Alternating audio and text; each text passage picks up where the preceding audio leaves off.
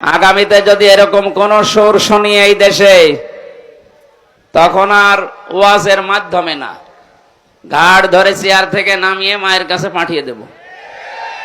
কথাটা নরম ভাষায় বলছি, এজন্য মনে হচ্ছে না কিছু হবে না। আমার কথা এরকমই, আমার এক কথার সমান 100 কথার সমান।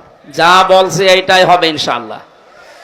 এই পাশের থানা গাবতলী এসেছিলাম আগস্টের 5 তারিখের আগে। এখানে যিনি ওসি ছিল ও বলেছিল হামসা যদি ঢোকে আমার জন্মের ঠিক নেই।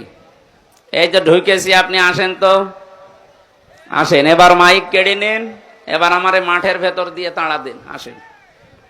আমি আপনাকে খুঁজে বেড়াচ্ছি আগস্টের 5 তারিখের পর থেকে। আমি আপনাকে খুঁজতেছি, আমি পাচ্ছি না। কোথায় যে আছে এই লোকটা? আগস্টের আগে 5 তারিখে যিনি ওসি ছিল এই গাবতলী, আমি খুব খুঁজতেছি, পাচ্ছি না। বহু জায়গায় খোঁজ লাগিয়েছি। যদি ওরে পাই, ওরে আমি ন্যাংটা করে ছাড়বো ইনশাল্লাহ। ও আমারে আর মাওলানা আব্দুল বারী রশিদের এই মাঠের ভেতর দিয়ে তাড়া দিয়েছিল। আমি 1 কিলোমিটার দৌড়িয়েছিলাম এই শয়তানের কারণে।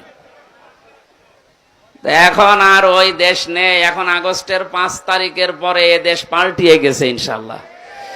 এদেশের সর্বোচ্চ দায়িত্বে যিনি আছেন, কিছুদিন আগে মানে গোয়েন্দা বিভাগে আমার সাথে মোবাইলে কথা হয়েছে, হোয়াটসঅ্যাপে আমাকে বলছিল বাংলাদেশের 56,000 বর্গ মাইলের ভেতরে কোন ইঞ্চি জায়গায় যদি কোরআনের কথা বলতে কেউ বলে পারমিশন লাগবে, শুধু আমারে জানাবেন, ওর 14 বংশ উদ্ধার করে ছাড়বো।